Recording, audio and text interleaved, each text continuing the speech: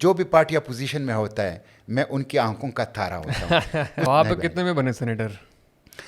میں تو سینیٹر بنا تھا اپنی 20,000 روپے غالباً. مافیاز کی گرفت ہے پاکستانی سیاست کے اوپر, اور اس کی وجہ سے جو غریب عوام ہے, نظریاتی ورکر ہے, اس کا جو حق ہے وہ اس کی حق تلفی ہوتی ہے. صحیح. آفرس تو آپ کو بھی ہوتی ہوں گی, لوگ کنونس کرنے کی ٹرائی کرتے ہوں گے کہ آپ اپنا جو ہے وہ مطلب مستقبل سنوار لیں, بچوں کے لیے کچھ کر لیں, تو آفرز آتی تو ہوں گی آپ کو بھی اس طرح کی بہت ساری؟ الحمدللہ ہمارا کردار اتنا صاف ہے. پاکستان میں صرف ایک بینک میں اکاؤنٹ ہے, صحیح اور ہے. اس میں بڑی مشکل سے کبھی لاکھ کا ہنسا کراس ہوتا ہے, ہمیشہ ہزاروں کے اندر. نہیں سیلری تو ملتی ہوگی آپ کو سینیٹ سے, وہ سیلری, لاکھوں اب میں نہیں دلچسپ ہوتی بات یہ ہے کہ ایک سینیٹر کی سیلری جو ہے وہ 1,86,000 روپے ہے. اچھا. میں اسٹینڈنگ کمیٹی کا چیئرمین ہوں, تو میرا جو ڈائریکٹر سٹاف ہے اسٹینڈنگ کمیٹی کا, اس کی تنخواہ مجھ سے زیادہ ہے. اچھا, اس کی تنخواہ مجھ سے زیادہ ہے. اس کی مدت بھی آپ سے زیادہ ہے جو آپ کا سٹاف ہے. یس بالکل. بلیک ویگو سے آپ کو ڈر نہیں لگتا؟ الحمدللہ نہ ویگو سے ڈر لگتا ہے, نہ کسی اور چیز سے ڈر لگتا ہے, اس لیے کہ ہمارے دامن پر کوئی داغ نہیں ہے. یہ آپ کو نیوز دے رہا ہوں کہ وہ پاکستان لائے گئے ہیں خفیہ طور پر. اچھا, وہ پاکستان میں ہیں, اس کا پاکستان کے ایک ہاسپٹل میں وہ موجود ہیں, اور وہ دبئی سے شفٹ کر دیے گئے ہیں, لیکن عوام کی ڈر سے اس کو ڈسکلوز نہیں کیا جا رہا. میں بھی اور کالج میں بھی کرکٹر تھا. بیٹسمین تھے یا بولر تھے؟ میں آل راؤنڈر تھا, جس طرح سینٹ میں آل راؤنڈر. بالکل بالکل. فزکس کا سفر کیسے؟ میں آپ کو یہ بات بتاؤں فوزان صاحب کہ تصوف, اعلیٰ درجے کی شاعری اور فزکس, یہ ایک جگہ پہ جا کر ایک ہو جاتے ہیں.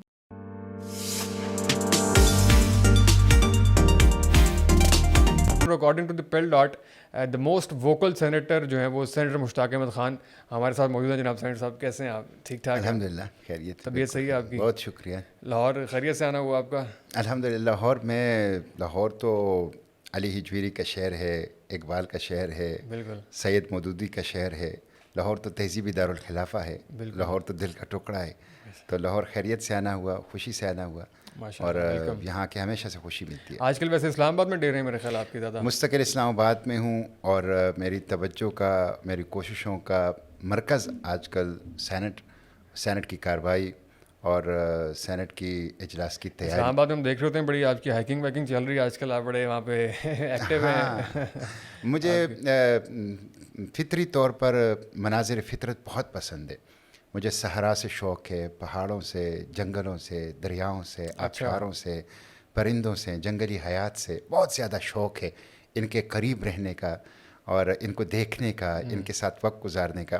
تو مجھے جب بھی موقع ملتا ہے میں کوئی بہانہ ڈھونڈتا ہوں تو میں بھاگ جاتا ہوں پہاڑوں کی طرف. اور آپ کو پتہ ہے پہاڑوں کے بارے میں کہا جاتا ہے کہ پہاڑ جو ہے اس کے اندر ایک اٹریکشن ہوتی ہے, ایک کشش ہوتی ہے, یہ آپ کو اپنی طرف کھینچتے ہیں. جب آپ ایک دفعہ ان کے قریب ہو جاتے ہیں نا, پھر آپ کو یہ اپنے حصار میں لے لیتا ہے, اپنے شہر میں لے لیتا ہے.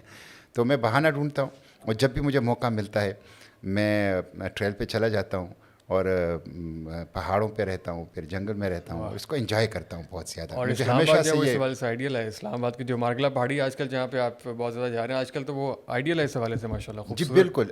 اسلام آباد میں یہ ہے کہ کم از کم بڑی حد تک اسلام آباد کے جو مارگلہ کے پہاڑ کا ماحول ہے, پہاڑوں کا ماحول ہے, اس کو محفوظ رکھا گیا ہے. تو آج کل بارشیں بھی بہت ہے, بہت زبردست گرینری ہے, اور جنگل اپنے جوبن پر ہیں. جنگل کے اندر پرندے اور پرندوں کی چچہاہٹ اور نغمے وہ بھی اپنی جوبن پر ہیں. اور جب آپ جاتے ہیں اور آپ کو یہ پتہ نہیں ہوتا کہ میں, جس کو کہتے ہیں نا, انجانے راستوں پر, نامعلوم منزلوں کی طرف, سنسان راہوں پر, تنہائیوں میں, جب آپ کے پاس جنگل ہو, آپ کے ساتھ پرندے ہوں, اور تو ماحول ہو, تو بڑا مزہ آتا ہے. آپ تو بیٹھے پڑے میں انجوائے کرتا ہوں اس کو. اور بھی فضا میں لے گئے ہیں جو آپ نے منظر کی شکی ہے ماشاء اللہ. لیکن اس کے ساتھ ہی میرے ذہن میں آتا ہے کہ جو ظالم لوگ ان جنگلوں اور درختوں کو کاٹ کے ہاؤسنگ سوسائٹیز بنا رہے ہیں, تو وہ تو بڑا ظلم کر رہے ہیں ہمارے ساتھ اور پوری قوم کے ساتھ. سب سے بڑا ظلم تو حکومت کر رہی ہے کہ وہ اپنے ماحول کو نہیں بچا سکی. یہ دیکھیں, یہ جو اس وقت پاکستان کے اندر سیلاب ہیں اور جو بارشیں ہیں طوفانی, اور زیادہ یہ ٹیمپریچر تو انوائرمنٹل ایک ڈیزاسٹر ہے, ایک کیٹاسٹراف ہے. اور کیوں ہے؟ اس لیے ہے کہ ہم نے ماحول کو تباہ کر دیا ہے. ہم نے اپنے جنگلات کو محفوظ نہیں کیا, ہم نے پالوشن کو بہت زیادہ پھیلایا, ہر قسم کے پالوشن, جس میں صوتی پالوشن ہے, جس میں اشیاء کی پالوشن ہے, جس میں دھواں ہیں, یہ ساری، اور اس کی وجہ سے ہم نے اپنے ماحول کو تباہ کر دیا. تو حکومت سب سے بڑی ذمہ دار ہے. پھر یہ ہے کہ ہمارے ہاں ایجوکیشن نہیں ہے. دیکھیں ہماری جو تعلیم ہے نا وہ زندگی کے بنیادی مسائل کا شعور نہیں دیتی. مثلا بچوں کو یہ نہیں سکھایا جاتا کہ انہوں نے قطار کیسے بنانی ہے، انہوں نے ٹریفک لاس کو کیسے فالو کرنا ہے، انہوں نے اپنے انوائرمنٹ کو کیسے بچانا ہے، انہوں نے دوسروں کے ساتھ ڈیل کیسے کرنا ہے. یہ بنیادی چیزیں نہیں سکھائی. یہ جو ڈیزاسٹر ہوا ہے یہ ایک ویک اپ کال ہے. ہمیں اب بیدار ہونا چاہیے، اپنے ماحول کو بچانا چاہیے، اور کلیکٹیو ایفرٹس حکومت کو، انسٹیٹیوشنس کو، پولیٹیکل آرگنائزیشنس کو، سماجی تنظیموں کو کرنا چاہیے کہ لوگوں کو شعور دیں، تعلیم دیں اور اپنے ماحول کو بچائیں. جی بالکل، یہ ہماری پوڈ کاسٹ سے بھی اسی سلسلے کی کڑی ہے کہ ہم لوگوں کو بیسکلی ایجوکیٹ کریں. جو میں نے ابھی ینگ ووٹر کا ذکر کیا آپ کے سامنے کہ بالکل ینگ ووٹر 18 سال کا ٹین ایجر جو ہے ووٹ ڈالنے کے لیے، ایک رائے دینے کے لیے اہم ترین معاملات میں اس کو ایلیجبل ہے، لیکن جو اس کی انفارمیشن کا اور نالج کی سطح ہے وہ بہت زیادہ جو ہے وہ بدقسمت سطحی ہے. تو بیسکلی اسی کو ایجوکیٹ کرنے کے لیے ہم آج یہ سمجھنا چاہیں گے کہ بیسکلی سینٹ کا ایک اہم حصہ ہے، رکن ہے. تو اس کا آبجیکٹیو کیا ہوتا ہے، اس کا مطلب کیا ہے، بیسکلی سینٹ کا مطلب کیا، اور یہ کیا چیز ہے بیسکلی؟ دیکھیں ایک بات تو نوجوان ہے اور دوسرا سینٹ ہے. نوجوان پاکستان کی جو اسٹرینتھس ہیں اس میں سے ایک اسٹرینتھ پاکستان کے نوجوان ہیں. پاکستان بیورو آف اسٹیٹسٹک کہتا ہے کہ پاکستان کی 22 کروڑ آبادی میں سے 71% کا جو ایج بریکٹ ہے وہ 1 سے 29 سال. Pakistan one of the youngest nation of the world. Pakistan ینگستان ہے. تو میں نوجوانوں سے کہتا ہوں کہ آپ ہمارا سرمایہ ہیں، آپ ہماری اصل دولت ہیں. سرمایہ تو ہے لیکن اس وقت سرمایہ کیا کر رہے ہیں؟ ہاں، آپ ہی پاکستان کا مستقبل ہیں. تو آپ احساس کریں اور آپ اپنی اس انتہائی اہم سینسٹیو اسٹریٹجک پوزیشن کو کنسٹرکٹیو جس کو کہتے ہیں نا استعمال اور کردار کے لیے جو ہیں وہ کام میں لائیں. اور یہ جو اسے کہہ سکتے ہیں نا کہ بلیم گیم کے اندر اور ایسی غیر سنجیدہ چیزوں کے اندر، نشوں کے اندر، اس کے اندر اس کو ضائع نہ کریں. تو ایک چیز تو ہے. دوسرا سینٹ جو ہے نا وہ ایک بہت اہم فورم ہے پاکستان کے اندر. سینٹ کو ایوان بالا کہا جاتا ہے. 2 ایوانی مقننہ ہیں ہمارا، جس میں ایک lower house national assembly, upper house senate of Pakistan. Senate of Pakistan کو ہاؤس آف دا فیڈریشن بھی کہتے ہیں. اچھا. اس لیے کہ یہ چاروں صوبوں سے ایکول ریپریزنٹیشن جو ہیں یہاں پہ ہیں. اور یہ اس لیے ہے سینٹ کہ قومی اسمبلی میں آبادی کی بنیاد پہ سیٹوں کی تقسیم ہوتی ہے. ہاں جی بالکل. تو اس میں جس صوبے کی آبادی زیادہ ہوتی ہے وہاں سے زیادہ لوگ آ جاتے ہیں. تو اس کو بیلنس کرنے کے لیے تاکہ لیجسلیشن جو ہے وہ قومی اسمبلی سے بھی پاس ہوتی ہے، سینٹ سے بھی پاس ہوتی ہے، اس کے بعد صدر دستخط کر لے تو قانون بن جاتا ہے. تو وہ ایک بیلنس رکھنے کے لیے اور چیک اینڈ بیلنس کے لیے وہ پھر سینٹ ہے تاکہ تمام صوبوں کو یکساں یہاں پہ ایک اختیار حاصل ہو. تو اس کو ہاؤس آف دا فیڈریشن کہتے ہیں. اور ویسے سینٹ کا مطلب ہے بیسٹ آف دا بیسٹ. صحیح ہے. اور یہاں پہ سنجیدگی بھی ہے، ایک بہت کنسٹرکٹیو ڈیبیٹ بھی ہے، انٹلیکچوئل لوگ بھی آتے ہیں. پھر یہاں سینٹ کے اندر کوٹا ہے. مثلا خواتین کا مختص ہے کوٹا، مائنارٹیز کا کوٹا مختص ہے، ٹیکنوکریٹس کا قومی اسمبلی میں ٹیکنوکریٹس کا، یہاں ٹیکنوکریٹس کا کوٹا ہے. یہ اس کا کیا تھوڑا ایکسپلین کیجیے. ٹیکنوکریٹس وہ لوگ ہوتے ہیں جو اپنی فیلڈس کے ایکسپرٹ ہوتے ہیں.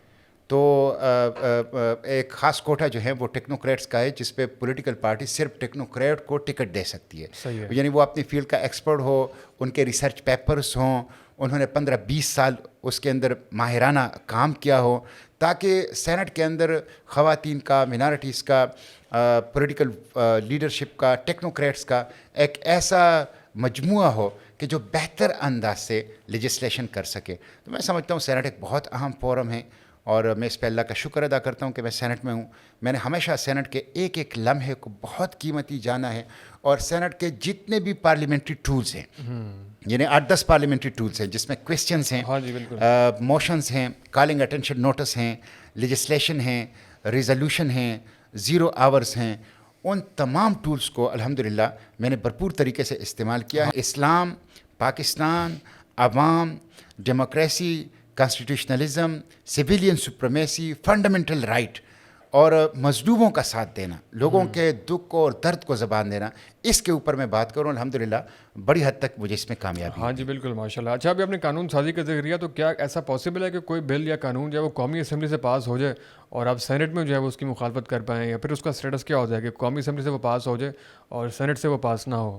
دیکھیں سینٹ کے پاس ایسے کوئی اختیارات ہیں؟ بالکل ہے. بلکہ میں آپ کو بتاؤں ایک قانون سازی کا پروسیس یہ ہے کہ ایک بل اوریجنیٹ ہوگا یا قومی اسمبلی سے یا سینٹ سے، دونوں سے اوریجنیٹ ہو سکتا ہے. اچھا جی. اگر فرض کریں وہ قومی اسمبلی سے اوریجنیٹ ہو جائے اور قومی اسمبلی سے پاس ہو جائے، اس کے بعد وہ سینٹ میں ٹرانسمٹ ہو جاتا ہے. جب وہ سینٹ میں لینڈ کرتا ہے تو وہ ٹیبل ہو جاتا ہے سینٹ میں. فرض کرے سینٹ اس کو کمیٹی میں بھیج دیتا ہے، وہاں ویٹ کر لیتا ہے، واپس آ جاتا ہے، پاس کر لیتا ہے. تو اس کے بعد تیسرا پروسیس اس کا ہوتا ہے صدر پاکستان. صدر پاکستان جب اس پہ دستخط کر لیتا ہے تو وہ قانون بن جاتا ہے. اب اگر صدر پاکستان تک وہ نہیں پہنچتا، یعنی بعض اوقات حکومت ایسے بل ہیں جو قومی اسمبلی نے پاس کیے ہیں، سینٹ نے پاس کیے ہیں، لیکن صدر پاکستان کو نہیں بھیجے گئے تو قانون نہیں بنا. اگر صدر پاکستان کو بھیجے جاتے ہیں اور وہ اس پہ دستخط نہیں کر لیتا تو واپس پارلیمنٹ میں آ جاتا ہے. پاس ہونے کے باوجود صدر کو نہ بھیجنے کی کیا وجہ رہتی ہے؟ یعنی مثلا میں آپ کو بتاؤں، ایک بل تھا جو کہ پی ٹی آئی کی حکومت میں مسنگ پرسنس کے حوالے سے آیا تھا. اچھا جی. ان کی حکومت نے ہی انیشیٹ کیا تھا. اچھا. وہ قومی اسمبلی اور سینٹ نے پاس کر دیا اور پھر اس کے بعد غائب ہو گیا. وہ گورنمنٹ کا اپنا ڈیسیژن تھا، گورنمنٹ کا اپنا بل. اچھا. اپنا بل انہوں نے غائب کر دیا. تو وہ ان کی جو وزیر تھی شیریں مزاری صاحبہ، وہ کہتی تھی کہ میری حکومت نے میرے بل کو مسنگ پرسن میں ڈال دیا. جو مسنگ پرسن کا بل تھا اس کو مسنگ بلز میں ڈال دیا. تو یہ تینوں یعنی president of the Pakistan is a part of the parliament. Parliament تین چیزوں سے بنتا ہے، قومی اسمبلی، سینٹ اینڈ پریزیڈنٹ. یہ تین چیزوں مل کے کلیکٹیولی پارلیمنٹ کہلاتا ہے. 18ویں ترمیم کے بعد یا پہلے بھی؟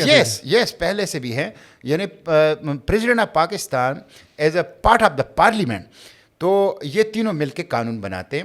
ایسا ہو جاتا ہے قومی اسمبلی سے قانون پاس ہو جاتا ہے، سینٹ ریجیکٹ کر لیتا ہے، بات ختم. قومی اسمبلی سے پاس ہو جاتا ہے، سینٹ میں آ جاتا ہے. سینٹ اس میں اگر ایک فل سٹاپ اور کاما بھی تبدیل کرے تو واپس قومی اسمبلی میں جا کے اس فل سٹاپ اور کاما کی منظوری لے گا اور پھر اس کے بعد اس کو صدر کے پاس بھیجے گا اور صدر دستخط کر کے وہ قانون بنے گا. صدر کے رول کی اپنے بات کی بڑی دلچسپ ہے کہ صدر کوئی ممنون حسین جیسا اس کا رول ڈفرینٹ ہوتا ہے اور آصف زرداری جیسا ہو تو ڈفرینٹ ہوتا ہے. یہ ایسی بات ٹھیک ہے، شخصیات میٹر کرتی ہیں یا نہیں؟ دیکھیں میٹر تو کرتا ہے. بیسیکلی صدر کو جب وہ منتخب ہو جائے تو وہ اسٹیٹ کو ریپرزینٹ کرتا ہے. صحیح ہے. اور اس کو پارٹی ریپرزنٹیشن سے یہ تو اصولی بات ہے، لیکن ماورا ہونا چاہیے. عملاً ایسا ہوتا ہے لیکن کم ہوتا ہے. سینٹ سے قومی اسمبلی سے اگر کوئی قانون پاس ہو جائے، پریزیڈنٹ کے پاس جائے اور پریزیڈنٹ اس کو دستخط نہ کریں تو واپس آ جاتا ہے جوائنٹ سیشن میں. جوائنٹ سیشن یعنی سینٹ اور قومی اسمبلی کے مشترکہ اجلاس میں جب وہ پاس ہو جاتا ہے، اس کے بعد وہ اگر اس دستخط نہ کرے ایک متعین وقت تک تو خود بخود قانون بن جاتا ہے. گویا سپریمیسی جو ہے وہ پارلیمنٹ کی ہے. صدر پارلیمنٹ کا پارٹ ہے لیکن صدر پارلیمنٹ سے ماورا نہیں ہے. پارلیمنٹ ہی سپریم ہے، سپریم پارلیمنٹ. تو عارف الوی صاحب کا رول کیسے ہے ابھی؟ وہ پارٹیزن ہیں یا ایک اچھے؟ عارف الوی صاحب کا رول جو ہے بدقسمتی سے وہ ایک اسٹیٹ ریپرزنٹیٹیو کا نہیں ہے. اچھا. وہ پارٹی کو ریپرزینٹ کرتا ہے اور بہت سی چیزوں میں آپ دیکھیں کہ جو اپرائٹ جج تھے جسٹس فائز عیسیٰ، جی اس کے خلاف انہوں نے ریفرنس بھیجا اور حالانکہ وہ ریفرنس بالکل غلط ثابت ہو گیا. اخلاقی طور پر ان کو اس کی ذمہ داری قبول کرنی چاہیے تھی. اسی طرح دوسرے بہت سے معاملات ہیں جس پہ انہوں نے بجائے اس کے کہ ایک اسٹیٹ ریپرزنٹیٹیو کا رول ادا کریں، ایک بڑے کا رول ادا کریں، انہوں نے ایک پارٹی ورکر کا رول ادا کیا. تو میں سمجھتا ہوں صورتحال زیادہ حوصلہ افزا نہیں ہے. تو انہوں نے کیوں نہیں ریزائن کیا؟ کہ سارے جو ممبر آف پارلیمنٹ ہیں انہوں نے ریزائن کر دیا اور پورا سسٹم انہوں نے مطلب بائیک آؤٹ کیا ہوا ہے. تو عارف الوی صاحب آفس میں کیوں ٹکے ہوئے؟ اس کی کیا وجہ ہو سکتی ہے؟ اصل میں سمجھتا ہوں کہ یہ جو کام انہوں نے کیا ہے یہ انہوں نے ایک ہیسٹ کے اندر کیا ہے، بغیر کسی پلاننگ کے کیا ہے، جس پہ اب وہ خود پریشان ہیں. مثلا آپ دیکھیں کہ قومی اسمبلی سے انہوں نے استعفے دے دیے لیکن بائی الیکشن میں حصہ لے رہے ہیں اور آ رہے ہیں. اسی طرح قومی اسمبلی سے استعفے دے دیے، سینٹ سے نہیں دیے. قومی اسمبلی سے استعفے دیے ہیں لیکن صوبائی اسمبلیوں میں 2 صوبوں میں یعنی اس وقت 75% پاکستان میں ان کی حکومت ہے، پنجاب کا اور خیبر پختونخوا اور گلگت بلتستان اور آزاد کشمیر. یہاں پہ ان کی حکومت ہے لیکن فرق ہے کہ عمران خان صاحب وزیر اعظم نہیں ہے تو مزہ نہیں آ رہا. ہاں تو میں سمجھتا ہوں کہ یہ ایک ہیسٹ میں انہوں نے کیا ہے. خود ان کے لوگ کہتے ہیں کہ یہ غلط کام ہم سے شیخ رشید نے کروایا ہے جو کہ غلط ہے. تو میں سمجھتا ہوں کوئی پلاننگ نہیں تھی، اب خود اس میں پریشان ہے. تو آف دا ریکارڈ آپ سے باتیں کرتے ہیں، شیئر کرتے ہیں. پی ٹی آئی آپ کی سابق اتحادی بھی ہے تو بہت سے لوگ ظاہر ہے آپ سے بے تکلف بھی ہوں گے اور یہ شیخ رشید صاحب والی بات بھی ظاہر ہے کسی اپنے بندے نے کی ہوگی. تو ہوتی ہے آپ کے مابین ڈسکشن آف دا کیمرہ یا آف دا ریکارڈ؟ جی بالکل ہوتی ہے. ایک میرا تعلق یہاں پہ سب سینیٹرز کے ساتھ ہیں اور میں سب کو رسپیکٹ کرتا ہوں، سب بہت عزت و احترام دیتے ہیں. زیادہ دوستیاں کس پارٹی میں ہیں؟ بہت سی چیزیں شیئر کرتے ہیں، اپنی پارٹی کے بھی، اپنے انٹرنل معاملات کے بھی شیئر کرتے ہیں اور بہت سی چیزیں بتاتے ہیں. زیادہ دوستی کون سی پارٹی والے کے ساتھ ہے؟ زیادہ اپنی پارٹی سے ہٹ کے آپ کا گپ شپ کس سے رہتی ہے زیادہ؟ دیکھیں جو بھی پارٹی اپوزیشن میں ہوتا ہے میں ان کی آنکھوں کا تارا ہوتا ہوں. اس کی وجہ ہے کہ میں بھرپور اپوزیشن کرتا ہوں.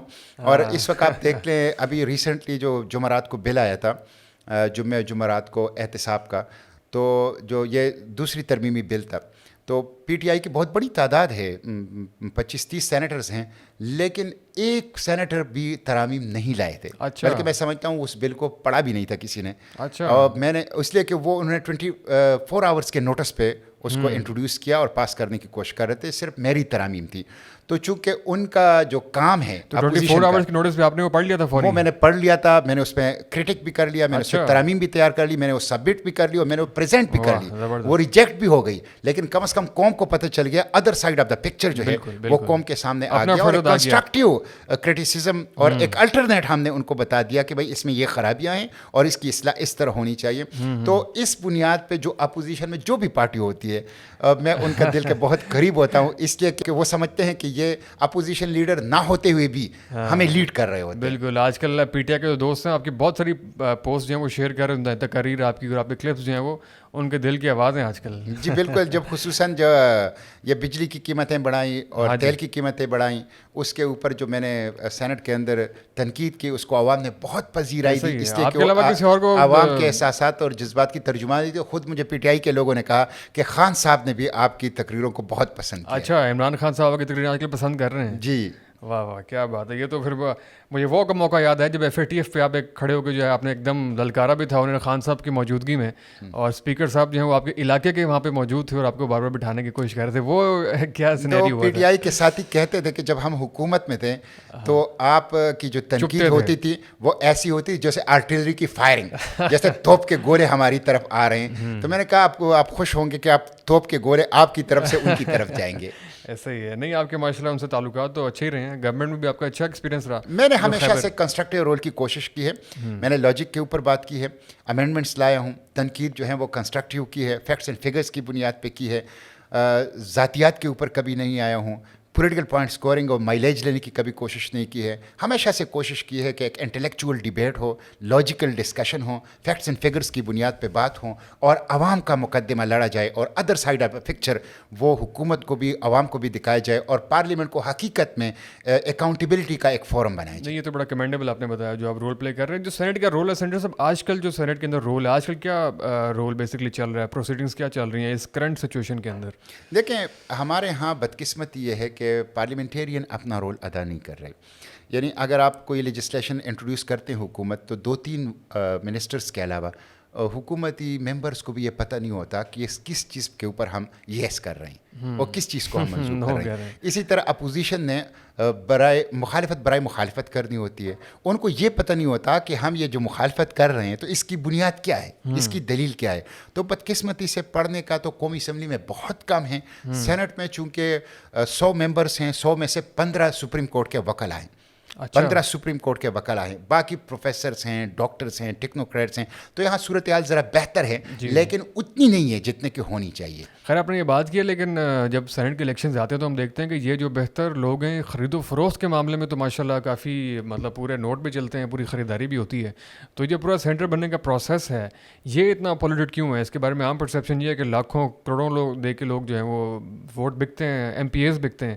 کیا یہ بات درست ہے, پرسیپشن درست ہے کیا یہ؟ جی بالکل, یہ پرسیپشن جو ہیں اس کے پیچھے حقائق ہیں اور اس کے پیچھے واقعات ہیں, اور اس کو تسلیم کیا ہے. مثلا جس دفعہ میں سینٹ کے اندر آ رہا تھا, اس دفعہ خود پی ٹی آئی کے چیئرمین عمران خان نے یہ ریکارڈ کے اوپر موجود ہے کہ انہوں نے کہا کہ ہمارے 20 ایم پی اے خیبر پختونخوا اسمبلی میں 60 کروڑ میں بک گئے تھے. وہ یا فی ایم پی اے جو ہیں وہ تقریباً 3 کروڑ میں. تو یہ ایک حقیقت ہے کہ بڑے پیمانے پر خرید و فروخت ہوتی ہے, پولیٹیکل پارٹیز بھی کرتی ہے, اور پولیٹیکل پارٹیز ایسے لوگوں کو ٹکٹ دیتی ہے کہ وہ اپنی سیٹ بھی خریدیں اور اس کے ساتھ ساتھ جو دوسرے ذرا کمزور کینڈیڈیٹ ہیں ان کے لیے بھی مالی معاونت جو ہیں وہ فراہم کریں.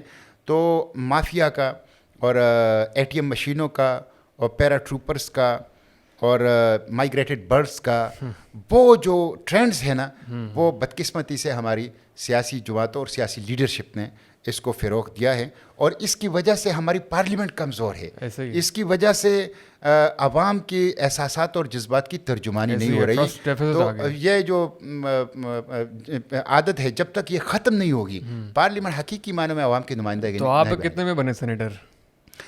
میں تو سینیٹر بنا تھا اپنی 20,000 روپے غالباً میں نے جو الیکشن کمیشن آف پاکستان میں. یہ 20,000 والا پیکیج کون سا ہے ذرا ہمیں بھی بتائیں. 20,000 تو ہمارے پاس بھی ہوں گے. دیکھیں میرے 7 سینیٹر جو ہیں ان کو بھی آفر ہوئی. اچھا. اور اس میں غریب لوگ بھی تھے. اور یہ ریکارڈ پہ ہے کہ ان کو بڑے بڑے بریف کیس جو آپ کی پارٹی کے 7 سینیٹر ان کو آفر ہوئی, جو ایم پی ایس تھے جنہوں نے مجھے الیکٹ کرنا تھا لیکن ثابت قدم رہے. اور 7 سیٹیں جو تھی وہ جماعت اسلامی کی تھی اور این پی کے ساتھ ہم نے اتحاد کیا تھا. ان کی خاتون کو ہم نے ووٹ دینا تھا, انہوں نے ہمیں ووٹ دینا تھا. اچھا, آپ کا الائنس جو ہے وہ اے این پی کے ساتھ ہے. حالانکہ کبھی کبھی پروپیگنڈا یہ ہوتا ہے کہ جب آپ پی ٹی آئی پہ تنقید کرتے ہیں تو اس کے جو کمنٹ آتے ہیں کہ آپ پی ٹی آئی کے ووٹ سے جو ہے وہ سینیٹر بنے. حالانکہ ایسا نہیں ہے. نہیں, 2 چیزیں میں بالکل کلیئر کروں. ایک, میں ایم ایم اے کے ٹکٹ سے سینیٹر نہیں بنا. میں جماعت اسلامی کے ٹکٹ سے ترازو کے نشان سے سینیٹر بنا. نمبر 1. نمبر 2, میں پی ٹی آئی کے اتحاد اور سپورٹ سے سینیٹر نہیں بنا ہوں. حالانکہ اس وقت صوبائی اسمبلی میں اور صوبائی حکومت میں ہماری ان کے ساتھ اشتراک تھا, لیکن سینٹ الیکشن میں انہوں نے ہمیں سیٹ دینا گوارا نہیں کیا. اس لیے ہم نے ان کے مقابلے میں اے این پی کے ساتھ سینٹ کی ایڈجسٹمنٹ کی. ان کی خاتون ممبر تھی اور میں جنرل سیٹ سے جماعت اسلامی کی نمائندگی کر رہا تھا. 7 ہمارے ایم پی اے تھے, 5 اے این پی کے تھے. 12 ووٹ مجھے ملے ہیں اور 12 ووٹوں سے میں سینیٹر بنا. اچھا, صحیح. تو پھر آپ نے جو ہے وہ آپ کے جو 7 سینیٹرز انہوں نے وہ ڈکلائن کر دی آفر کی بات کر رہے تھے. ہاں, دیکھیں جو سینٹ کا الیکشن ہو رہا تھا اس میں تو بڑے پیمانے پر خرید و فروخت ہوئی اور تقریباً 20 ایم پی اے بقول چیئرمین عمران خان پی ٹی آئی کے بک گئے. اسی طرح دوسری طرف سے بھی بہت زیادہ الزامات سامنے آئے, لیکن الحمدللہ ہمارے لوگ ثابت قدم رہیں. اور پھر وہاں نہیں, جب سینٹ کے اندر بھی جب چیئرمین کا الیکشن ہوتا ہے یا نو کانفیڈنس ہوتا ہے, اور یہ 2-3 دفعہ ہوا ہے, تو آپ نے یہ سنا ہے اخبارات کے اندر یہ رپورٹ ہوا ہے, مختلف حلقوں کی طرف سے یہ بات آئی ہے کہ 1 ارب روپے کی آفر جو ہے ایک سینیٹر کو ہوئی ہے اور پیسوں کا بلینز آف روپیز کا وہ استعمال ہوا ہے. تو بدقسمتی سے جو ہارس ٹریڈنگ ہے, یہ خرید و فروخت جو ہیں, یہ آپ نے دیکھا ہے کہ ابھی بھی جاری ہے. پنجاب اسمبلی کے اندر جو کچھ ہوا, وفاق کے اندر جو کچھ ہوا, یہ ایک بہت ہی بدنما داغ ہے ہماری پارلیمانی سیاست کے اوپر. اور اس میں یہ بڑی پارٹیاں تمام بلا تفریق جو ہیں وہ ملوث ہیں. اور اس کی وجہ سے مافیاز کی گرفت ہے پاکستانی سیاست کے اوپر. اور اس کی وجہ سے جو غریب عوام ہے, نظریاتی ورکر ہے, اس کا جو حق ہے وہ اس کی حق تلفی ہوتی ہے. صحیح. آفرز تو آپ کو بھی ہوتی ہوں گی, لوگ کنونس کرنے کی ٹرائی کرتے ہوں گے کہ آپ اپنا جو ہے وہ مطلب مستقبل سنوار لیں, بچوں کے لیے کچھ کر لیں. تو آفرز آتی تو ہوں گی آپ کو بھی اس طرح کی بہت ساری اس پوری حمام میں. دیکھیں, مختلف مواقع پہ سینٹ کے چیئرمین کا الیکشن ہو یا نو کانفیڈنس الیکشن ہو, اس کے اوپر بھی ایک پولیٹیکل پریشر آتا ہے. خصوصاً جنرل باجوہ کی ایکسٹینشن کا جو ایشو تھا, میں بالکل وہیں اس کے اوپر بہت شدید پریشر آیا تھا. اچھا. لیکن الحمدللہ ہمارا کردار اتنا صاف ہے. دیکھیں, سب لوگوں کو پتہ ہے الیکشن کمیشن میں جو میرے ڈاکومنٹس پڑے ہیں, جو اثاثے ہیں میرے, وہ سب کو پتہ ہے.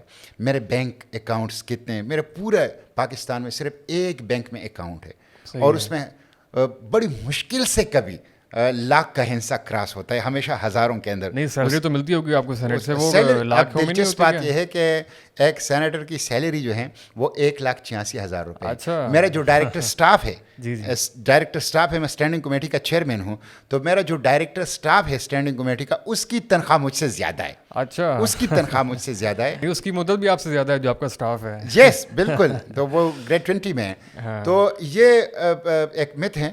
الحمدللہ ہمیں کبھی آفر, مجھے تو کسی نے اپروچ نہیں کی اس حوالے سے. پولیٹیکل پریشر بھی, ویسے بھی پریشر بھی, منت سماجت بھی, لیکن جو فیصلہ تحریک کا, تنظیم کا ہوا ہے, ہمیشہ سے اس پہ ثابت قدم رہے.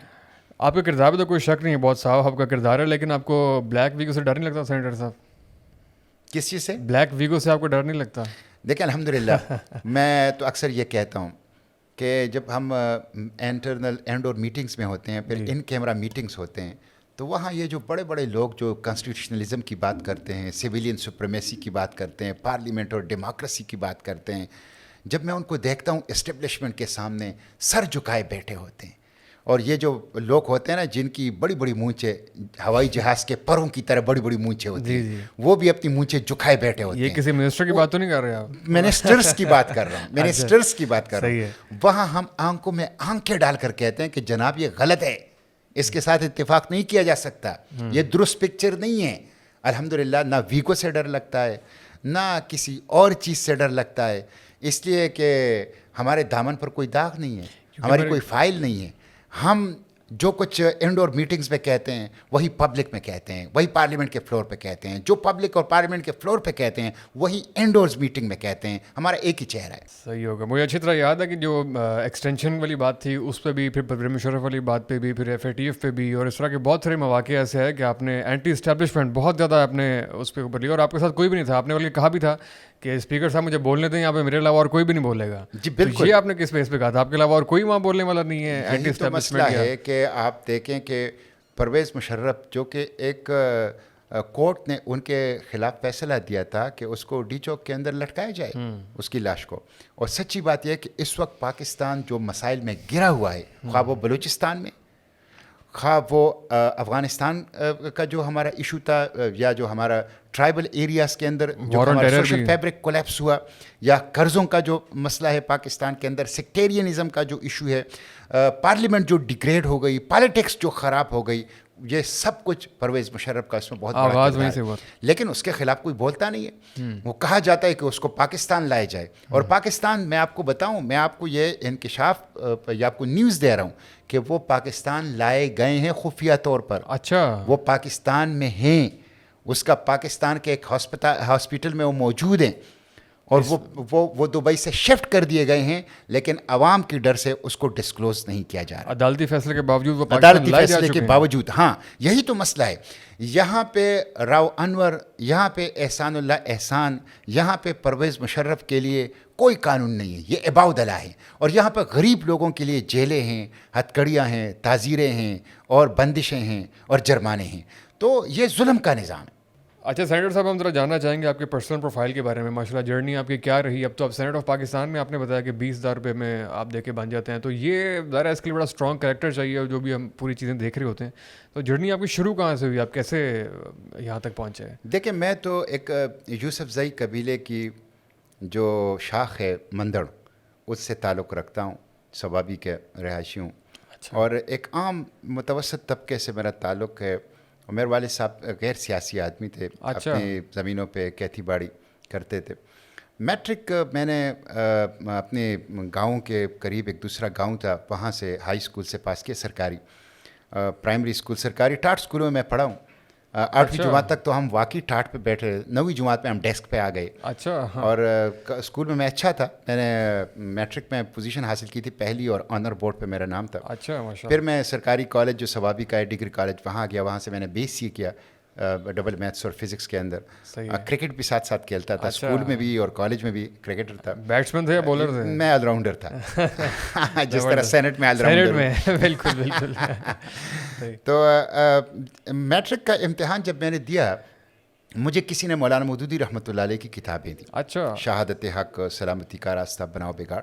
یہ کتابیں جب میں نے پڑھی نا, اس کے اندر ایک میگنیٹ تھا, اس نے مجھے اپنی طرف کھینچا. اچھا. اور بالکل اس نے میرے ذہن کو بالکل بدل دیا. پڑھنے کا میں بہت شوق تھا پہلے سے. میٹرک سے پہلے میں نے نسیم حجازی کی کتابیں ساری ناول پڑھے تھے. ڈائجسٹ میں سسپینس, اردو, جاسوسی سب پڑھتا تھا. تو پڑھاکو تھا, یعنی نصاب کے علاوہ بھی بہت کچھ پڑھتا تھا. جب یہ کتابیں میں نے پڑھی تو بالکل مجھے ایک نئی دنیا سے متعارف کیا. میں نے پھر اس بندے سے پوچھا کہ اس طرح کی اور کتابیں کہاں ملیں گی. قریب کے ایک گاؤں میں ایک شخص کا نابینا تھے, اس کو حافظ صاحب کہتے تھے, رکنی جماعت تھے, ان کا انہوں نے گھر بتایا. میں ان کے پیچھے گیا, اور جب میں کالج آ رہا تھا تو میں نے 3ری جلد تفہیم القرآن کی بھی پڑھی تھی. اچھا. ابھی میں جمعیت سے باقاعدہ رابطہ نہیں ہوا تھا, لیکن میں نے تقریباً ان کے آدھا نصاب پڑھ لیا. اچھا, جمعیت میں آنے سے پہلے ہی آپ نے؟ جی بالکل. جب میں میٹرک کا نتیجہ آیا, کالج میں آیا میں, تو میں خود جمعیت سے رابطہ کیا, اور جمعیت کا کارکن, پھر رفیق, اور پھر اسی طرح ناظم اعلیٰ تک میں پورا سفر جمعیت میں رہا. پھر جب جمعیت سے میں فارغ ہو گیا تو آپ نے بتایا کہ والد صاحب بالکل غیر سیاسی بیک گراؤنڈ کے تھے, تو آپ کی ان پولیٹیکل ایکٹیویٹیز کی وجہ سے ان کو کوئی اعتراض تو نہیں ہوا شروع پہلے تو تھا, اچھا خاصا ریزسٹنس کیا, ریزسٹ کیا انہوں نے. مجھے اچھا خاصا مشکل پیش آیا, ٹف ٹائم ہوا میرا. لیکن بہرحال یہ بھی ایک تربیت کا ایک ذریعہ ہوتا ہے as a part of the game. اور ان کو یہ فکر تھی کہ اچھا تعلیم حاصل کرے جس طرح والدین کو ہوتی ہے کہ بھائی وہ پڑھیں, کوئی ڈاکٹر بنے, انجینئر بنے, کوئی اچھے عہدے پہ آ جائے. یہی والدین کی خصوصاً گاؤں دیہاتوں کے اندر جو بچے کو پڑھاتے ہیں سختی کرتے تھے تو سختی کرتے تھے. بلکہ میں نے تو اسٹوڈنٹ لائف میں جب بہت زیادہ سختیاں ہو گئی تو گھر چھوڑ دیا. اچھا, ہاں یہاں تک نوبت آ گئی. بالکل, میں ہاسٹل چلا گیا اور پھر وہیں رہتا تھا, اور میں نے کہا میں اس لائن کو میں نہیں چھوڑ سکتا. اچھا. تو الحمدللہ جمعیت میں بہت کچھ سیکھا. جمعیت ایک اکیڈمی ہے, بہت غیر معمولی اکیڈمی ہے, اور وہاں سے میں نے جو کچھ سیکھا ہے پڑھنے کے حوالے سے, پھر لیڈ کرنے کے حوالے سے, اجتماعی نفسیات جو سائیکی ہے اس کو سمجھنے کے حوالے سے, اپنی بات کو پہنچانے اور لوگوں کو کنونس کرنے کے حوالے سے اور لیڈ کرنے کے حوالے سے, وہ ایکسٹراڈینری ہے. اس کا احساس مجھے اب ہوتا ہے کہ جب میں سینٹ میں ہوں اور میرے ساتھ آکسفورڈ اور کیمبرج اور امریکہ اور یورپ کے پڑھے ہوئے بڑے بڑے لوگ, اور جب میں ان کے ساتھ بیٹھتا ہوں جو کہ ٹاٹ اسکولوں سے پڑھا ہوا ہے, تو یہ جمعیت کی برکت ہے کہ میں ان کے ساتھ کمپیٹ کرتا ہوں. تو جمعیت نے بہت کچھ دیا. پھر جب میں جمعیت سے فارغ ہوا ہے, میری ایک اور رومانس تھی, وہ فزکس.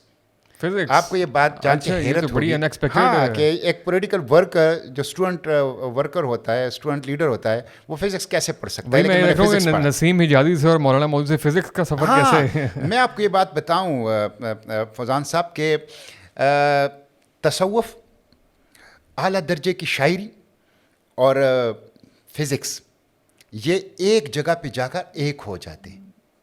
اچھا. تصوف, اعلیٰ درجے کی شاعری اور فزکس, نیچرل سائنس, اچھا, یہ بالکل ایک جیسا مزہ, ایک جیسا لطف, ایک جیسا سرور آپ کو دے گا, بالکل ایک جیسا. نیچرل سائنس جب آپ اس کو سمجھتے ہیں جی اور آپ اس کو پڑھتے ہیں, جو آپ کو ایک ذہنی سکون اور مزہ اس میں ملتا ہے, بالکل جو اعلیٰ درجے کی شاعری ہے اور جو تصوف ہے, جو حقیقی تصوف ہے, جو اللہ کا قرب دیتا ہے, تو یہ ساری چیزیں چونکہ نیچرل ہے تو یہ ایک جگہ پہ جا کے بالکل ایک ہو جاتی ہے اور ایک جیسا احساس جو آپ کو ملتا ہے. تو یہ میرا رومانس. لیکن اس کے لیے آپ کا پرسپیکٹیو ہونا ضروری ہے. فزکس کا جس پرسپیکٹیو سے آپ دیکھتے ہوں گے وہ پھر آپ کو جو وہاں کنیکٹ کرتا ہوگا. پھر جب میں جمعیت سے فارغ ہوا تو میرا خیال تھا کہ اب میں فزکس کو وقت دوں گا اور اپنی اس عشق کو تکمیل تک پہنچاؤں گا.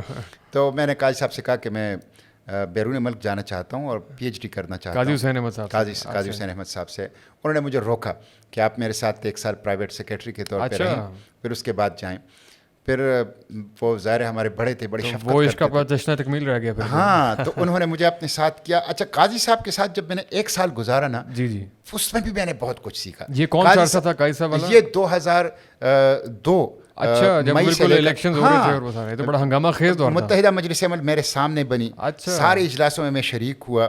الیکشن کیمپین کا میں قاضی صاحب کے ساتھ ایک جلسے میں رہا, دن رات ساتھ رہا. تمام اسفار میں, ٹرین کا ہو, جہاز کا ہو, گاڑی کا ہو, ان کے ساتھ رہا. میٹنگز میں ان کے ساتھ رہا. نکلتے بہت زبردست ایکسپوجر آپ کو ملا فوری طور پہ. تو اپریل مئی 2002 سے اپریل 2003 تک میں 1 سال قاضی صاحب کے ساتھ رہا. اور اس میں سفر میں بھی میں ان سے بہت کچھ سیکھتا تھا, ان کو دیکھتے ہوئے بھی میں بہت کچھ سیکھتا تھا. کیسے ڈیل کرتے ہیں, کیسے بات کرتے ہیں, کیسے میٹنگ کنڈکٹ کرتے ہیں, کیسے اپنی مقاصد کو آگے بڑھاتے ہیں. وہ ایک ڈائنامک پرسنالٹی تھے, ایک کرزما تھا ان کے اندر. اور پھر انہوں نے مجھے فارسی, اقبال کا فارسی کلام سکھانا شروع کیا سفر کے اندر. تو وہ فلیور مجھے وہاں سے ملا. اس کے بعد میں نے باقاعدہ فارسی سیکھی کلام اقبال کے لیے, تاکہ میں کلام اقبال کو سمجھ سکوں. تو اب میں اتنی فارسی سمجھتا ہوں کہ میں اقبال کے فارسی کلام کو پڑھ سکوں اور اس کو بیان کر سکوں. تو اس سے مجھے بہت کچھ ملا جو 1 سال میں نے گزارا. اس کے بعد پھر حکومت آئی MMA کی خیبر پختونخوا کے اندر. انہوں نے مجھے کہا کہ اب آپ وہاں چلے جائیں اس لیے کہ افرادی قوت کی کمی ہے اور آپ تنظیم کو سنبھالیں. تو پھر وہ فزکس کا جو میرا رومانس ہے وہ تشنا ہے اور ابھی تک تشنا ہے. لیکن ابھی بھی جب فزکس کے بارے میں کوئی انوینشن یا کوئی ڈسکوری پڑھتا ہوں, سنتا ہوں, تو اس کو غور سے پڑھتا ہوں اور اس سے لطف اٹھانے کی کوشش کرتا ہوں. زبردست. نہیں ہے, ہماری دعا ہے کہ وہ تشنا ہی رہے, کیونکہ آپ اس سے بہت زیادہ ضروری کام کر رہے ہیں اس وقت جو سینٹ کے اندر اور اوور آل کر رہے ہیں. یہ قاضی صاحب والی بات آپ نے بڑی زبردست بتائی. اور جو اقبال کے آپ بہت سارے اشعار پڑھتے ہیں, قاضی صاحب بھی ہم اس زمانے میں ظاہر ایک نیشنل پولیٹیشین تھے, ٹی وی پہ بہت زیادہ آتے تھے, اخباروں میں آتے تھے. اقبال کے اشعار کا بہت تواتر سے استعمال کرتے تھے. تو آپ کی اس متعلق بھی گفتگو ہوتی تھی ان سے؟ جی بالکل. دیکھیں, جو اسلامک ریسرجنس ہے اس کے جو چیف آرکیٹیکٹس ہیں جو اس دور کے وہ 2-3 ہیں. ایک اس میں علامہ اقبال ہے, دوسرا اس میں حسن البنا اور سعید قطب ہیں, اور تیسرا مولانا مودودی رحمۃ اللہ علیہ. اس وقت جو اسلامک ریسرجنس ہے پوری دنیا کے اندر اس کا یہ 3 جو ہیں یہ چیف آرکیٹیکٹ ہیں. اور اقبال سب سے پہلے, اقبال نے اردو کلام کے اندر, اقبال نے شاعری کے اندر فارسی کے, اور اقبال نے اپنے لیکچرز کے ذریعے سے یہ نئی دنیا مسلم امت کو دکھائی. اقبال غیر معمولی فلسفی ہیں. میں سمجھتا ہوں کہ پاکستانی قوم نے اقبال کے پیغام کو سمجھا ہی نہیں. ان کا جو اردو کلام ہے نا وہ ایسا ہے کہ آپ کہہ سکتے ہیں کہ وہ اسکول کے طلباء کے لیے. جو ان کا فارسی کلام ہے وہ ان کا حقیقی کلام ہے, جس کے اندر انہوں نے ایک نئی دنیا کا نقشہ دیا ہے. اسلام کیسے بیدار ہوگا, اسلام کے غلبے کی تحریک کیسے اٹھے گی, اس کے مختلف مراحل کیا ہیں, ہمیں کیا کرنا ہے, اس کے لیے ہماری ٹارگٹ اور ہدف کیا ہے, اس تک ہم کیسے پہنچیں گے, جو ہم عصر نظریات ہیں اس کی حقیقت کیا ہیں, اس کا جو ابطال ہے, اس کا جو جھوٹا ہونا ہے وہ کیسے ہے. یہ ساری چیزوں کے اوپر بڑی دلیل کے ساتھ اور بڑی طاقتور انداز کے ساتھ فارسی کلام کے اندر خواہ وہ جاوید نامہ ہے, خواہ وہ اسرار الرموز ہیں, اس کے اندر بڑی تفصیل کے ساتھ جو ہیں, خواہ وہ پیام مشرق ہیں, بڑی تفصیل کے ساتھ جو ہیں بات کی گئی ہیں. خصوصاً میں نوجوانوں کو تجویز کروں گا کہ وہ ترجمے, بڑے اچھے ترجمے موجود ہیں, کہ وہ فارسی کے دو کتابیں ضرور پڑھیں. ایک جاوید نامہ کو جاوید نامہ اس لیے کہا جاتا ہے, لوگ کہتے ہیں اس کے 2 وجوہات ہیں. ایک تو یہ ہے کہ جسٹس جاوید اقبال جو ان کا بیٹا تھا ان کے نام سے. دوسرا ہے کہ جاوید نامہ کو جاوید نامہ اس لیے کہا جاتا ہے کہ اس میں پیغام جاویدانہ دیا گیا ہے. ایک ایسا پیغام جس کے لیے فنا نہیں ہے اور کمال کا کلام ہے یہ. پھر دوسرا اسرار و رموز کے اندر دراصل اسلام کے غلبے کے مدارج اور ایک پورا پروگرام دیا گیا ہے کہ اسلام کا غلبہ کیسے حاصل ہوگا. تو میں سمجھتا ہوں کہ پاکستانی ریاست نے بھی, پاکستان کے یوتھ نے بھی, پاکستان کے پولیٹیکل اسپیکٹرم اور انٹیلیجنشیا نے جتنا اقبال کا حق تھا, ہم نے اقبال کو سمجھا نہیں اور اقبال کو ایڈاپٹ نہیں کیا, ان کو اپنی روح کے اندر ڈائجسٹ نہیں کیا, ان کے پیغام کو انکارپوریٹ نہیں کیا ریاستی اور سماجی اور معاشرتی سطح. بالکل ایسے ہی ہے. تو یہ ایک اس موقع پہ ذرا اقبال کی کوئی نظم اگر آپ کوئی اشعار پسندیدہ کوئی اگر عنایت کریں تو بڑا اچھا. دیکھیں اقبال کے مجھے ایک چیز ہے, شاعری مجھے بہت پسند ہے. اچھا. اور پشتو شاعری بھی, اردو شاعری بھی, میں فیض کو بھی پڑھتا ہوں. مجھے ساحر لدھیانوی بہت زیادہ پسند ہے کہ وہ غربت کا اور دکھ اور درد کا اور کرب کا شاعر ہے, اور ایک زبردست قسم کا جس کو کہتے ہیں نا ایک سوز ہے اس کی شاعری کے اندر. اور مجھے اقبال بھی بہت زیادہ پسند ہے. اسی طرح مجھے پشتو شاعری میں خوشحال خان خٹک کی جو ارمغان خوشحال ہے, 10,000 اشعار پر مشتمل غیر معمولی شاعر خوشحال, وہ بھی میرے لائبریری کا, میرے میس کا, میرے پسندیدہ کتابوں کا ہمیشہ سے حصہ رہا ہے. لیکن میرا ایک مسئلہ یہ ہے کہ مجھے زبانی یاد نہیں. اور میں آپ نے سینٹ کے اندر بھی دیکھا ہوگا کہ ایک تو میں زبانی بات بالکل نہیں کرتا, ہمیشہ سے نوٹس لیتا ہوں, اور نوٹس کی بنیاد پہ اس سے 2-3 چیزیں ہوتی ہیں. جب آپ پڑھ کے کوئی چیز نوٹ سے پڑھتے ہیں تو ایک تو آپ محدود رہتے ہیں اپنی موضوع تک اور ادھر ادھر نہیں جاتے. دوسری بات یہ ہے کہ آپ کم وقت میں زیادہ مفید بات جو ہیں وہ کر لیتے ہیں. اور تیسری بات یہ ہے کہ آپ ہوائی فائرنگ کے بجائے, جو کہ بدقسمتی سے آج معاشرے کا ایک رجحان ہے, آپ ٹو دا پوائنٹ اور فیکٹس اینڈ فگرز بات جو ہیں وہ کر لیتے ہیں. تو مجھے زبان یہ بڑا امپورٹنٹ پوائنٹ ہے کہ میں پچھلے دنوں ایک پوڈ کاسٹ سنا تھا حسین حقانی صاحب, انہوں نے بیان کیا کہ جب پرچی وزیر اعظم آپ لوگ بات کرتے ہیں, اصل جو ہے وہ پرچی جو ہے وہ کوئی وہ نہیں ہے, کوئی نیگیٹو چیز نہیں ہے. آپ اس میں پراپر ویل ریسرچ طریقے سے لکھ کر لے کے جاتے ہیں اور بالکل ٹو دی پوائنٹ آپ بات کرتے ہیں. تو پرچی رکھنا یا وہ اس رکھنا کوئی وہ نیگیٹو چیز نہیں ہے. لوگوں نے بہت زیادہ نیگیٹو پروپیگنڈا کر دی ہے, اور جب آپ نہیں کرتے تو بالکل ایسے ہی آپ ہوائی فائرنگ. پرچی جب آپ اپنے سامنے رکھتے ہیں اس کا مطلب یہ آپ نے پڑھا ہے, آپ نے غور و فکر کیا ہے, اور پڑھنے اور غور و فکر کے بعد آپ نے کچھ نوٹس لیے ہیں. اور جب آپ بغیر پرچی کے پڑھتے ہیں اس کا مطلب ہے آپ کے منہ میں جو کچھ آئے اور آپ کے ذہن میں جو کچھ آئے آپ اس کا اظہار کر رہے ہیں. بس ہمارے یہاں پرکھ جو ہیں وہ زیادہ چلتے ہیں نا, پاپولر باتیں جو ہیں وہ زیادہ. تو یہ غیب نہیں ہے, یہ خوبی ہے, یہ حسن ہے پرچی کے ساتھ پڑھنا اور نوٹس لے کے پڑھنا. اور اس میں بھی فرق ہے نا, پرچی والا جو ہے وہ صرف آپ پرچی سے پڑھے ہیں, لیکن کچھ پوائنٹس آپ نے لکھے ہیں اس کے مطابق آپ اپنی گفتگو کر رہے ہیں, ظاہر ہے اس میں بھی لوگ آڈینس جو ہے وہ ڈفرینس دیکھ لیتی ہے. اچھا, تو آپ جب پشاور واپس چلے گئے ایم اے گورنمنٹ, اس کے بعد پھر کہاں آپ کے پھر اس کے بعد پھر میں صوبے کا ڈپٹی جنرل سیکریٹری, پھر جنرل سیکریٹری, پھر نائب امیر, پھر امیر صوبہ, پھر سینٹ کے اندر, تو مختلف ذمہ داریوں پہ.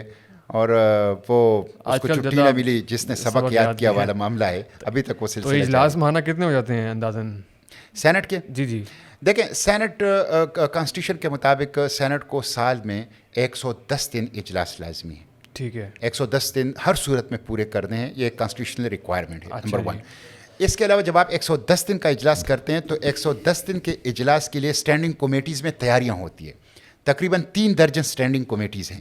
اس میں جب کوئی بل آتا ہے, کمیٹیز کا کیا رول ہے سر کی کارروائی میں؟ اسٹینڈنگ کمیٹی جو ہوتی ہے نا, اصل رول اسٹینڈنگ کمیٹی کا ہوتا ہے. اچھا, قائمہ کمیٹیاں.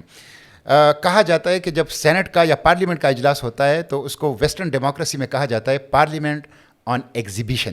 اچھا, اور جب اسٹینڈنگ کمیٹی کی میٹنگ ہوتی ہے, اجلاس ہوتا ہے, تو کہا جاتا ہے پارلیمنٹ ایٹ ورک. اچھا, گویا حقیقی کام جو ہوتا ہے وہ اسٹینڈنگ کمیٹی میں ہوتا ہے. اسٹینڈنگ کمیٹیز بلوں کو ویٹ کرتی ہیں, ریفائن کرتے ہیں, ڈیبیٹ ہوتی ہے, ایکسپرٹ اوپینین لیتی ہے, اس کو دیکھتی ہے, ہر پہلو سے پرکھتی ہے, اس کے بعد اس کے اوپر ایک رپورٹ بنا کے سینٹ میں بھیجتی ہے. سینٹ اس کے اوپر ڈیبیٹ کر لیتی ہے یا بغیر ڈیبیٹ کے پاس یا ریجیکٹ کر لیتی ہے.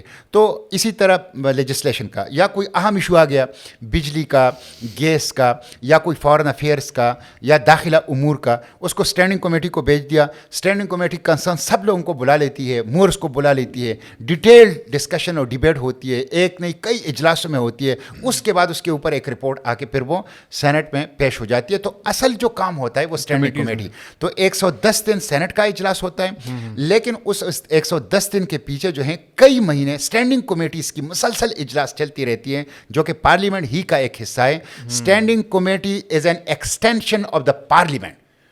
اسٹینڈنگ کمیٹی کے چیئرمین کے پاس وہی اختیارات ہوتے ہیں جو سینٹ کے چیئرمین کے پاس ہوتے ہیں اپنی اسٹینڈنگ کمیٹی کے لیے. تو standing committee is an extension of the parliament, اور اس کے اندر یہ سارا کام ہوتا ہے. تو اچھا خاصا کام ہوتا ہے, بڑا سنجیدہ کام ہے اور بڑا وقت طلب کام ہے. رائٹ. اچھا سینٹر صاحب, میں بھی آپ کے آنے سے پہلے ذرا تیاری کر رہا تھا تو میں نے دیکھا کہ یوٹیوب کے اوپر ٹرانسجینڈرز آپ کے بارے میں بہت ایموشنل ہوئے ہیں, آپ نے ان کے نازک جذبات کہیں مجروح کیے ہیں. تو آپ کیوں ٹرانسجینڈر رائٹس کے خلاف ہیں, کیا وجہ ہے؟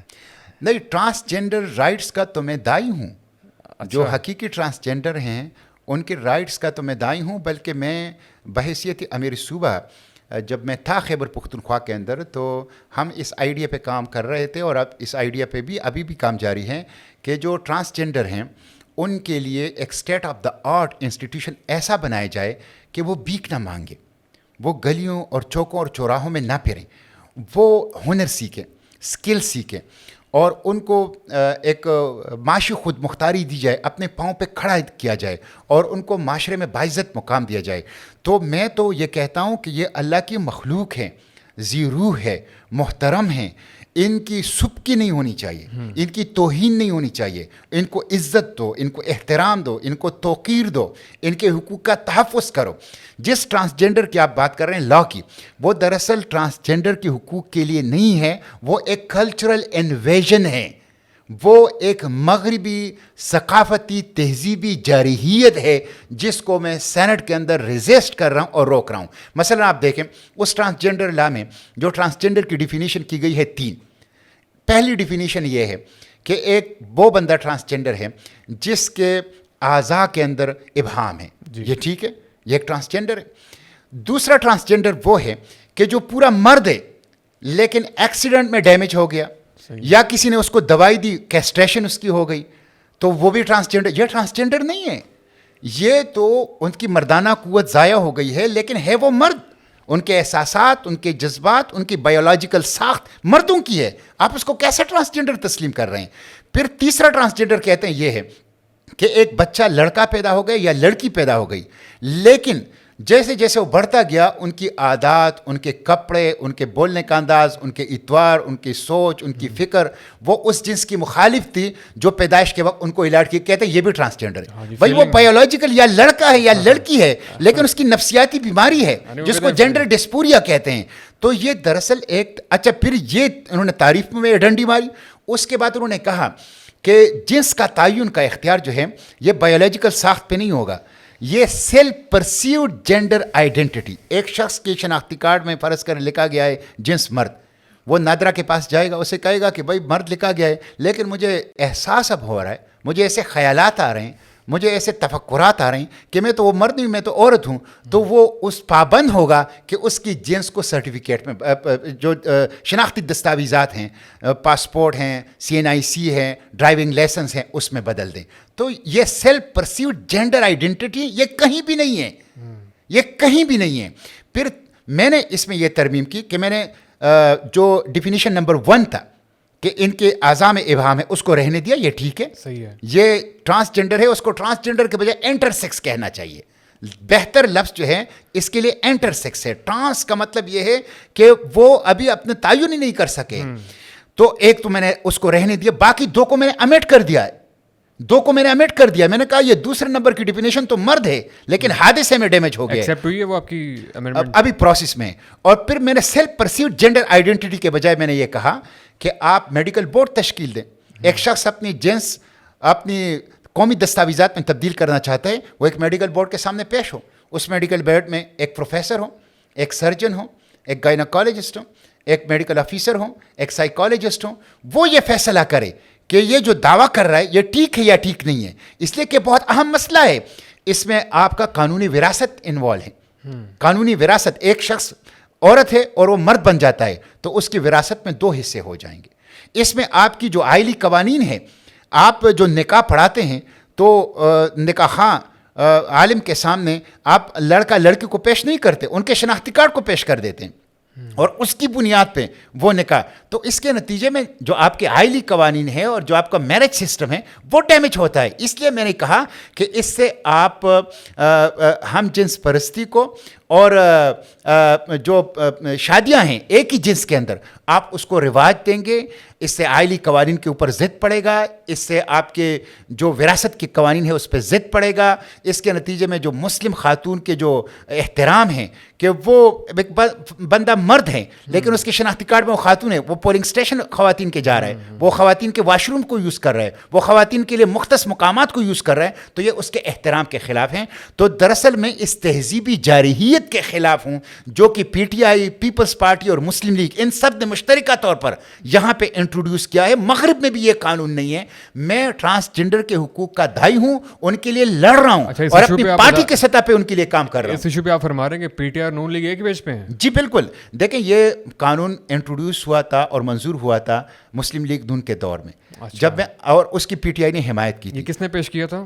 یہ پیش کیا تھا پیپلز پارٹی کے کچھ سینیٹرز تھے, اچھا, لیکن مسلم لیگ کی حکومت تھی. صحیح ہے. 2018 مارچ کے اندر, اپریل کے اندر, اور پیپلز پارٹی مسلم لیگ نے مشترکہ طور پر اس کو پاس کیا اور پی ٹی آئی نے بھی ساتھ دیا. انہوں نے اپوزیشن نہیں کی.